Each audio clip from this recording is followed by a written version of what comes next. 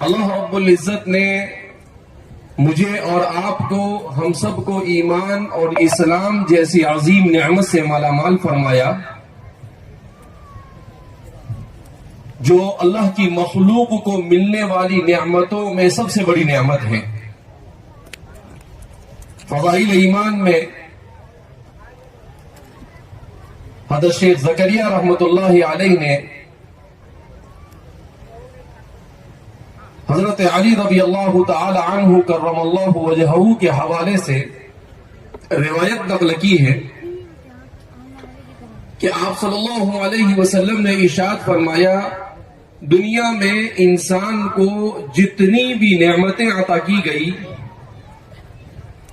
ان تمام نعمتوں میں سب سے بڑی نعمت ایمان ہے۔ نعمت ایمان ایک ایسی نعمت ہے جو اللہ انہی بندوں کو عطا فرماتے ہیں جن بندوں سے اللہ راضی اور خوش ہوتے ہیں۔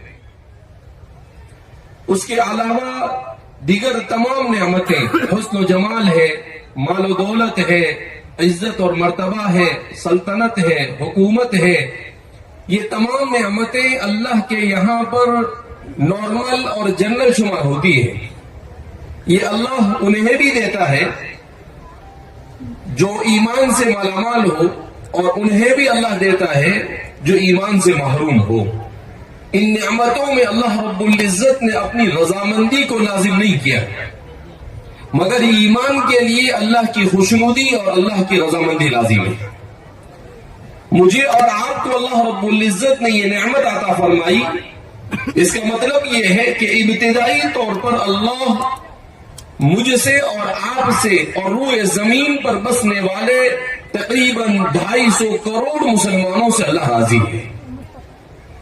اللہ کی رضامندی تھی تو ہمیں ایمان ملا، اگر اللہ کی رضامندی نہ ہوتی تو 1000 کوششوں کے باوجود بھی ایمان کی نعمت نہیں مل سکتی تھی۔ رسول اللہ صلی اللہ علیہ وسلم سے بڑھ کر روئے زمین پر کوئی ہستی نہیں ہو سکتی ہے۔ آپ صلی اللہ علیہ وسلم کی مدد کی کس نے؟ آپ کے چچا ابو طالب نے ہمیشہ مدد کرتے رہے، مگر آپ صلی اللہ علیہ وسلم انہیں کہتے رہے کہ اے میرے چچا، قل لا الہ الا اللہ، ایک مرتبہ اپنی زبان سے لا الہ الا اللہ پڑھ لو، آپ کامیاب ہو جاؤ گے، اور میں کل قیامت کے دن آپ کو اللہ رب العزت کے دربار میں جہنم سے نجات دلانے میں کامیاب رہوں گا۔ مگر ان کی قسمت میں ایمان اور اسلام نہیں تھا، یہاں تک کہ اللہ کے رسول صلی اللہ علیہ وسلم نے ان کی وفات کے وقت کہا کہ موت کے وقت تبھی آپ کلمہ پڑھ لو گے، تب بھی آپ کی مغفرت کا اسباب ہو جائیں گے، مگر آپ نے کہا کہ لوگ کہیں گے کہ اپنے آبا و اجداد کے دین کو چھوڑ کر اپنے بھتیجے کے دین پر چلا گیا، اس لیے میں یہ بات کرنے کے لیے تیار نہیں ہوں۔ تو قرآن کریم کی آیت کریمہ نازل ہوئی، انک لا تہدی من احببت ولکن اللہ یہدی من یشاء۔ اے محمد عربی صلی اللہ علیہ وسلم، آپ جسے چاہے ہدایت نہیں دے سکتے ہیں، اللہ جسے پسند کرتا ہے اسے ہدایت دیتا ہے۔ انک لا تہدی من احببت، آپ جسے پسند کریں اسے ہدایت نہیں دے سکتے، لیکن اللہ فرماتے ہیں انک لا تہدی من احببت ولکن اللہ یہدی من یشاء، مگر اللہ جسے چاہتا ہے ہدایت دیتا ہے۔ تو جس ایمان کی بھیک میرے اور آپ کے آقا حضرت محمد مصطفیٰ صلی اللہ علیہ وسلم نے اپنے چچا کے سامنے مانگی، وہ ایمان جیسی عظیم نعمت اللہ نے مجھے اور آپ کو بغیر مانگے عطا فرمائی۔ نہ میں نے مانگا، نہ میرے اور آپ کے باپ دادا نے مانگا، ہم نے سے کسی نے نہیں مانگا، مگر پھر بھی اللہ نے دے دی کہ جائے بندے میں تجھے جنت میں لے جانا چاہتا ہوں، جائے میرے بندے میں تجھ سے راضی ہونا چاہتا ہوں، جائے میرے بندے میں تجھے دنیا اور آخرت میں کامیاب دیکھنا چاہتا ہوں، میں تحفہ ایمان سے تجھے مالا مال کر دیتا ہوں۔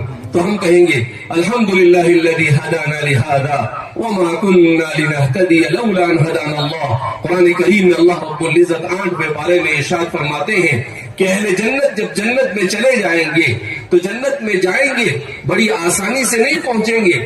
جنت میں جانے کے لیے بڑے پاپڑ بیلنے پڑے ہوں گے. دنیا میں گناہوں کو چھوڑنا پڑا ہوگا, نمازیں پڑھنی پڑی ہوگی, امر بالمعروف اور نہی عن المنکر کرنا پڑا ہوگا. اس کے بعد جا کر انہیں موت پر, ایمان پر موت آئی ہوگی.